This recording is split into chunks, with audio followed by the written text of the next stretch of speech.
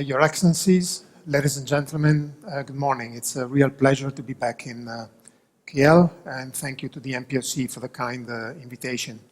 I was asked to put together a presentation on the key developments taking place in Europe vis-à-vis palm oil, and I'll try to do my best to stick to the time frame and take you through what's happening in Europe.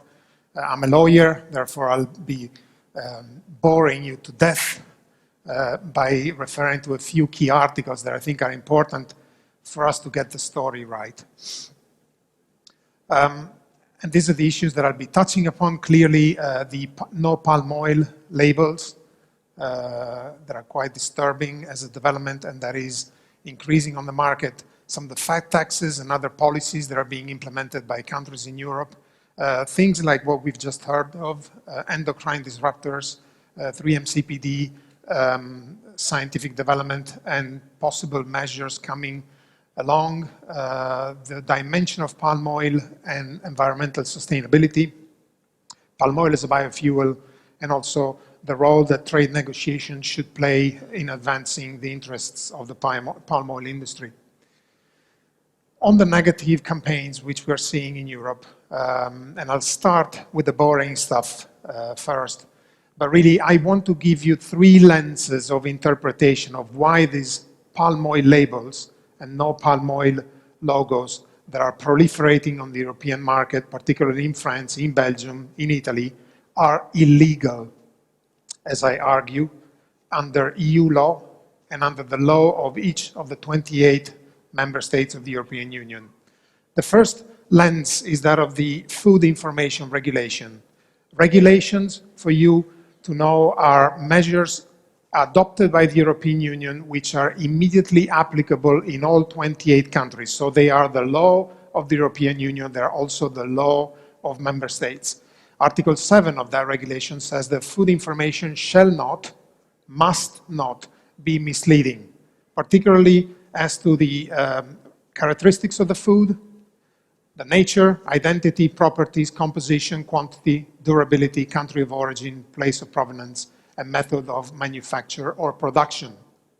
Now, these are the logos. You may have seen them. There is different breeds out there, and they're getting quite sophisticated, but this is the typical one. Front of pack, palm oil free. That's in French. Yeah? So they do convey right away a certain message to consumers. The context within which those labels are placed on the market and on the products are typically environmental in nature. So you'll have information says for the environment, palm oil free, or they are nutritional in context, with 2 times less the amount of fat as the average evening seed snack on the market. Those little seeds, rich in vegetable proteins, rich in fibers, and palm oil free, have all the best. And there is plenty out there. There is over 1,000 in France alone and Belgium, 500 in Italy and counting. Yeah? So keep in mind either the environmental context or, most importantly, the nutritional context. If it is an environmental context, well, that logo is too simple, I'm afraid. It's misleading. Not all palm oil on the market is unsustainable. In fact, there is quite a bit of sustainable palm oil, probably more than Europeans are willing to buy. And the idea that all of it be unsustainable is a non-substantiated generalization. It is certainly not linked to the particular product that is being sold, and it is misleading. If it comes to the nutritional context, palm oil consumption is not per se unhealthy. We know that good health is the result of a balanced diet, which must include fats and oils. So again, trying to sell the idea, as they do, that all palm oil is unhealthy, nutritionally to be abandoned, is a simplification, is misleading, is deceptive. And on that basis, of course, the arguments are a lot more complex, but in essence, that's why they conflict with Article 7(1)(a) of the Food Information Regulation. Now, another important piece of legislation in Europe is the Nutrition and Health Claims Regulation. And I draw your attention to Article 8 thereof. Nutrition claims shall only be permitted if they're listed in the annex and are in conformity with the conditions set out in this regulation. Now, we look at some of these products, and you can see a product that sports a responsible, legal claim, low in saturated fats. We can agree that some consumers may want to avoid high doses of saturated fats, which are existent in many products, many ingredients, not just oils from palm oil. The other one is the illegal version, palm oil free. If the message is nutritional in context, as most of them are, and if the message is do not use this or do not use palm oil, buy this product because it does not have palm oil, but in fact it wants to convey the idea that saturated fats are low or non-existent in that product, then this label is illegal. Palm oil free is illegal. Why is it illegal? Because it is not one of the permitted claims under EU legislation. Permitted claims are listed, are expressly mentioned: sugar-free, fat-free, low saturated fat, saturated fat-free. Those are legal, those are allowed, those should be used. Palm oil free, if it is used in a nutritional context, is illegal. The third prong of my test and legal scrutiny is that of palm oil free claims being self-evident and flagrantly misleading. And these are terms from case law and from the law itself. Again, you see the front of pack, the simple but quite evident message, the no palm oil logo and label. In the back, you can see that there is the list of ingredients. And in the list of ingredients, as of December 2014, EU producers and products sold in Europe must list exactly the type of vegetable oil that is used. Palm oil, sunflower, rapeseed, whatever it is, must be spelled out and indicated in the positive. And this is an example of what we typically consider a self-evident claim: gluten-free water. I haven't seen palm oil-free water yet, but I think that may be in the making. They're getting really aggressive and quite, again, misleading. These are two labels of the same product, the Nutella hazelnut spread made by Ferrero. You can see the language that was used on the label pre-December 2014. Reference was made to the generic vegetable oil. It wasn't stated which vegetable oil was used. As of the 13th of December 2014, the specific vegetable oil is now indicated. So consumers are able, by reading the ingredients of a product, to know whether there is palm oil or sunflower or rapeseed or whatever other vegetable oil. Therefore, those claims are self-evident and flagrantly misleading. Food information shall not be misleading, particularly by suggesting that the food possesses special characteristics when in fact all similar foods possess those characteristics, in particular by specifically emphasizing the presence or absence of certain ingredients and/or nutrients. Since as of December 2014, the specific origin, the specific type of vegetable oil must be declared on the food products, a palm oil-free claim on a product does not provide special information to the consumer. Consumers already have access to the information on the list of ingredients. And a product that does not contain palm oil, and that contains another vegetable oil, is in no way different depending on whether or not there is that no palm oil logo. The no palm oil logo is, as I argue, self-evident and flagrantly misleading. It is trying to imply and lead the consumer to make a choice, while in fact that product has no special characteristics. So keep it in mind when you talk to your traders, when you talk to government, when you talk to stakeholders in Europe. Hammer the idea that these logos are illegal, They're not just unfair, they're not just anti-competitive, they are illegal.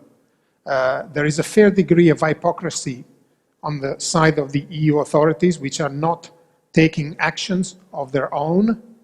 There is also quite a bit of hypocrisy on the market. Manufacturers and retailers, so private operators, should do something about it.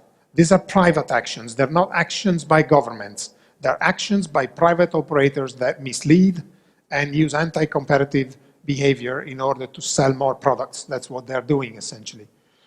An example is that many of the RSPO members of the companies that have shared the objectives and the roles of RSPO are using the no palm oil logos on their products. And this is not just hypocritical, this is criminal, I dare say. And something should be done. And I think the RSPO should stamp out these type of practices, because they should not exist, if anything, within the confine of RSPO. On to another set of developments which we must be aware of. Fat taxes, excise duties, and controversial labeling schemes which are proliferating in Europe and elsewhere. There are no common rules at EU level, but individual EU member states, and there is 28 of them for now, maybe 27 soon, but are starting to go out in their own piecemeal approach. Increased proactiveness by various countries, and we know that at a broader international level, when it comes to foods and drinks that are targeting children, there is already guidelines by the WHO calling for taxation and restricted marketing of foods and drinks. Denmark applied a tax on meat, dairy products, oils, and other food containing more than 2.3% of saturated fats. You see, it's the saturated fats, it's not the palm oil.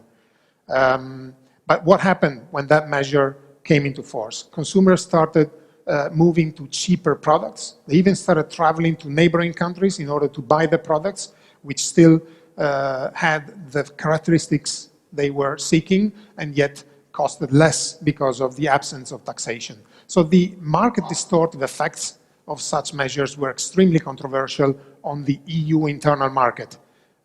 The EU is a customs union, it has an internal market, products are deemed to be able to freely circulate within the market.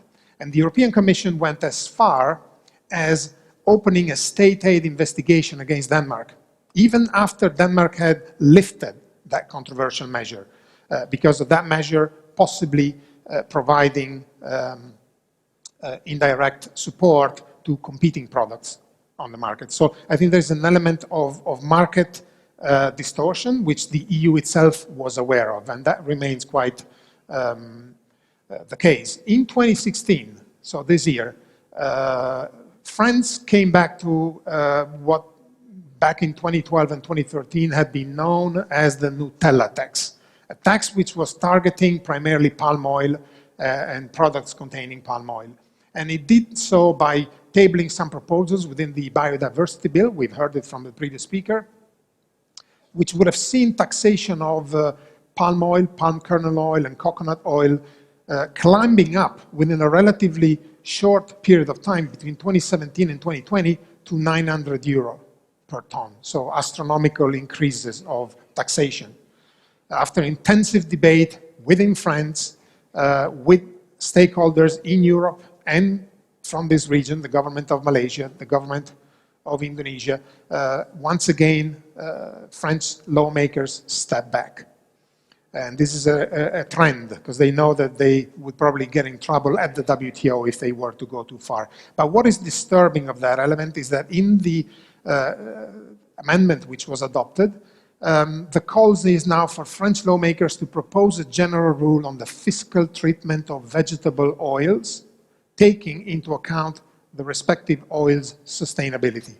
So they bring in the element of environmental sustainability as a defining trait in order to set the levels of taxation in the future. And this may well happen, and we're seeing indication that this may be the trend. And this would be very worrying, because you know exactly where palm oil stands already in some of the measures of the EU, as we'll see in a second, in relation to biodiesel and biofuel, where the sustainability is deemed to be very low. Any such measure, remember, will need to be adequate, verifiable, and scientifically justified. Yeah? And that's where the engagement must take place. As we've heard earlier from the speaker on MCPD and endocrine disruptors and those sort of issues, there needs to be engagement at the scientific level, even before you engage with the regulators.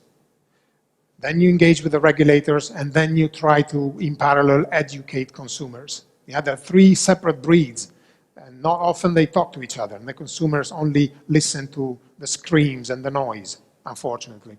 So that requires time and strategy and a path in order to meet all those requirements. Also remember that if those measures are adopted, those measures are not those of private operators. They would be measures of governments, and as such, challengeable at the WTO. If there is a proof of discrimination, de facto, if not de jure, so in terms of the factual impact, if not in how the law is written, the WTO is the forum where to take these grievances. But that would be late, that would be costly, and probably not ideal. So you want to try to do your best to avoid the adoption of these measures rather than challenging them at the WTO once they're adopted. Along this line, and not on the fiscal side of things, but on the information side of things, the labeling of products, we see a number of disturbing developments. The front of pack nutrition labeling schemes, or the so-called traffic lights schemes. They're happening in a number of countries. Again, France, you can see here on the right, the UK, they have come up with theirs. You can see that there is lots of colors. It's perhaps not so easy to understand, but the idea is to try and discourage consumers from the use or abuse of certain products, which are safe. Food, by definition, is safe, has to be safe, but for which there are policies in place or being phased out so that consumers would not use too much of those products. And again, the problematic features are fat, sugar, salt, and other ingredients or products that may then result in non-communicable diseases, obesity, diabetes, and so on and forth. Now, what we're seeing is policies and measures being adopted. Sometimes they're driven by consumers or by industry. Sometimes they're also supported and sponsored by governments. And they start making a difference on the markets. And again, in as much as they are neutral in their application, in as much as they are non-discriminatory, non-distortive, I think we may see them taking hold in Europe. But these have to be understood and have to be thought out if there is any indication that alone or in combination with other marketing techniques, like the no palm oil labels, they would stand a chance of further denigrating palm oil and further diminishing its market potential. There are three key issues there in terms of the legal review. The question of whether or not some of these schemes are actually voluntary in nature. In the UK, for instance, the government is quite supportive of some of these schemes to a degree that one could argue that the government is actually sponsoring, and those are quasi-legal norms. And if that's the case, then the possible scrutiny would be a different one. Also, whether some of these measures could be classified as non-beneficial nutrition claims, and also how much will they distort free movement of goods within the EU, and also potentially in a broader context within the WTO, within the international trading system. Those are questions that need to be asked, they need to be monitored, and there certainly are the fora where to take them up. Quickly, because we've heard quite a bit about this from the previous speaker, and I'm not a scientist, but for you to know that there are developments in relation to endocrine disruptors, chemicals that are known to interfere with the development and reproduction that may cause serious neurological and immune system effects. The EU is developing criteria for their identification. This criteria will directly impact the framework for the authorization and use of plant protection and biocidal products, some of which may be used by your industry. And also, the criteria may affect hydrogenated palm oil in personal care products. So it's not just on the food end of the business, but it's also possibly on the cosmetics and personal care end of it. And those things are happening, and that scientific research and then the ensuing regulatory measures are being looked at as we speak, in fact, over the course of this year and next year.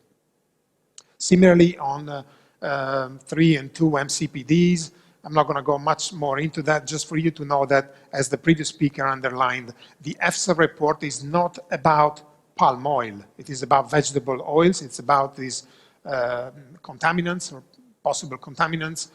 What's key there is to engage scientifically to make sure that the science out there is not only one-sided, that it is scientifically based and the science is sound.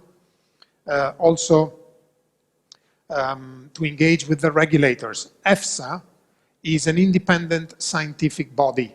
The European Commission, as a regulator, asks EFSA to conduct a study and to give an opinion.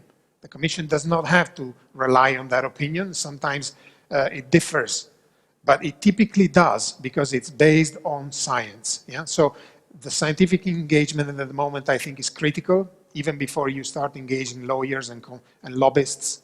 But as science develops and hopefully is able to show that your product is safe, as we know it is, then you need to engage with the regulators, convince them of that alternative science.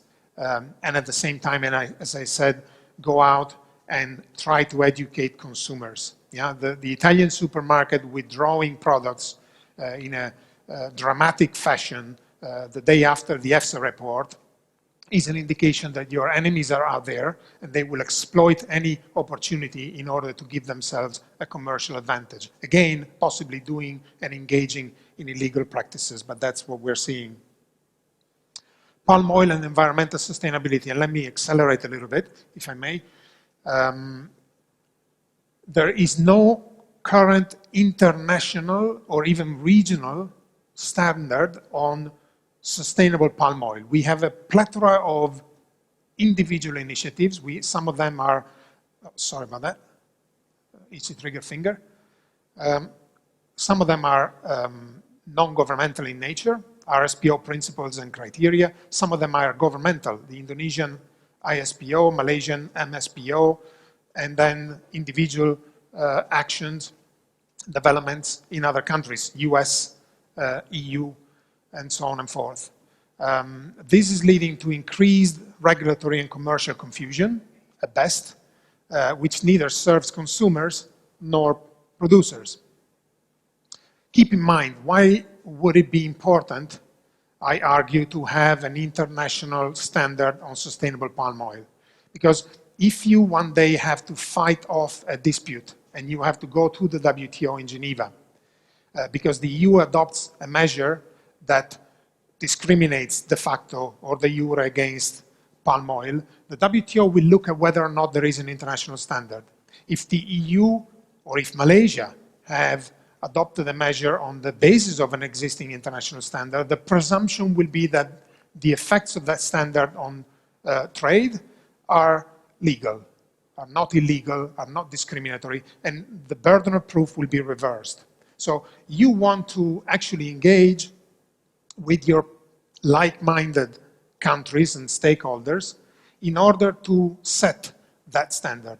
Agree on a sustainability standard for palm oil, taking the ISPO and MSPO standards further, synchronizing the domestic policies and mechanisms.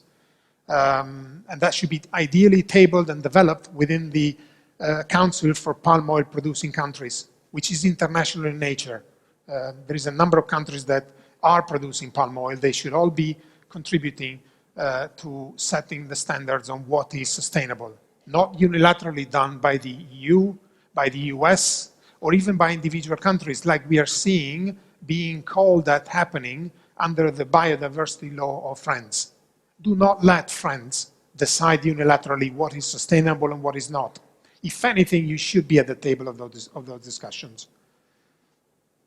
I call this the paradox. Yeah? It is countries that do not produce palm oil that are, for the most part, driving the process of what is sustainable and what is not. This would be equivalent of Malaysia and Indonesia, or perhaps ASEAN, developing sustainability principles and criteria for the production of grapes and the production of wine, which are not doing. Thank God, I should add. Yeah, but why is the EU and the US and others then engaging so proactively in the determination of the sustainability standard of palm oil? And for wine, the picture is extremely, it's an analogy. Yeah? The gases caused by fermentation of grapes, the transport of wine, pesticides and herbicides used in vineyards, health concerns over sulfites. Think palm oil and what's happening there. The analogy is there. Yeah?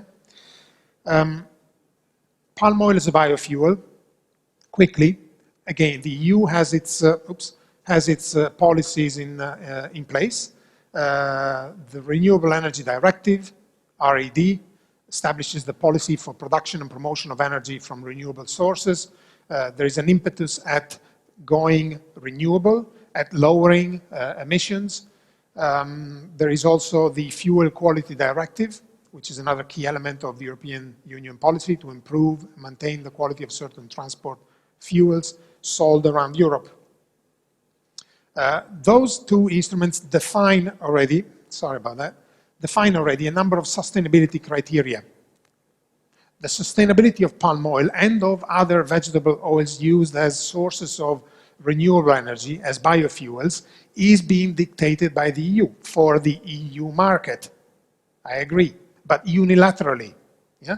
And I think that this is dangerous. This is a recipe for WTO dispute settlement, for which I may have a vested interest, but I would not recommend you having to engage in it, because it'll be too late. So that's what we're seeing. The effects of it and the effects of those sustainability criteria will be that palm oil may not be able to be as attractive as other commodities on the market, because governmental support, grants, subsidies will be progressively removed, and you will find your product at a comparative disadvantage on the market. There is also the debate around the indirect land use change, also known as ILUC. These things are happening. There will be new proposals coming up between the end of this year and the beginning of next year. And the intersection is also more complex than that, because there are now studies being conducted in relation to deforestation and other environmental policies that, again, will inform many of the measures of the EU that are going to affect palm oil and other vegetable oils, both as food ingredients and as biofuels.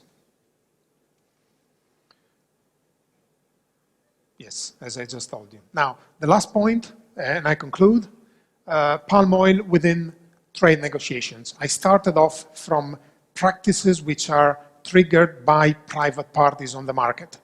I consider them illegal. They're anti-competitive, if anything. Those can only be challenged in court or through other instruments against private operators. Then I talked about some of the measures that are being discussed or adopted by countries, by governments. And if it is a country measure, a government measure, those measures can be challenged before the WTO by a government, not by companies, but Malaysia, Indonesia, other countries could do that. There is also the context of trade negotiations. So trying to use trade negotiations in order to avoid future disputes. There are negotiations taking place between many of the ASEAN countries and the EU. Those with Singapore and Vietnam have already been concluded. ongoing are with Malaysia, Thailand, the Philippines, Indonesia, and possibly still an EU-ASEAN-wide agreement is on the cards. That together with the forum of traditional international negotiations at multilateral level, which is the WTO, are fora where these issues should be systematically addressed. Specific trade concerns should be sent up to Geneva, and those negotiations should be used to advance the interests of palm oil as a vegetable oil. So consider, as I know that your government is doing, negotiating an annex on vegetable oils as part of the EU-Malaysia Free Trade Agreement, possibly within the Trade and Sustainable Development chapter, because that's the trend and because the EU will not offer it if you don't ask for it, and you got to fight for it. So that's my recommendation. It is time to take back the initiative and to own the narrative on palm oil vis-a-vis the EU. Much is being done by MPOC, MPOB, the government of Malaysia, but more needs to be done. The challenges are evolving, unfortunately, and there is no alternative but to engage on all fronts: commercial, diplomatic, scientific, legal, political, intergovernmental, on the media. And I think your arguments are strong, as I hope I've tried to convey to you. The strategy must be clear and action must be taken. Thank you very much for your attention. Thank you very much, Mr. Paolo. We do have time for one or two questions. Do we have anybody who has a question that you'd like to pose to the speaker? Anybody? Or we have... I think it's faster. I give you my mic. Thank you. Mr. Paolo, yeah? Okay, I would like to ask you, what action has been taken by the EU members to those companies that use misleading or illegal label towards palm oil? Are these companies being instructed to change their label? And can this company that use illegal labeling towards palm oil can sell their product at premium price or gain higher volume of sale? Thank you. Okay, very, very quickly on the first question, no action has been taken. As I said, these are private operators' practices, so one would expect a proliferation of litigation from other private actors on the EU, which are negatively affected by these practices. We are not seeing that happening for some reason. And the member states, particularly France, Belgium, now Italy, have not taken a stand of their own initiative. Now, discussions have been held, and certainly France is aware of this being a problem. The administrative authorities are aware and should actually act of their own, but they're not doing it. So I think you need a bit of pampering there, if you know what I mean, and gentle persuasion at a governmental level for that to happen, and also hopefully there'll be more litigation on the commercial front. In terms of the prices, I don't think that it's so much an issue of prices as much as one of showing your products as being better, as being healthier, as being greener. That sells, and it is not because of price. Anything free, gluten-free, fat-free, sugar-free, sells, unfortunately. We are consumers, we like to eat a lot of stuff, but think that all of it is good and healthy and free of all sorts of things. So the palm oil free has that marketing role, and it is abused and misused in order to provide an advantage on the marketplace to the products that sport those logos.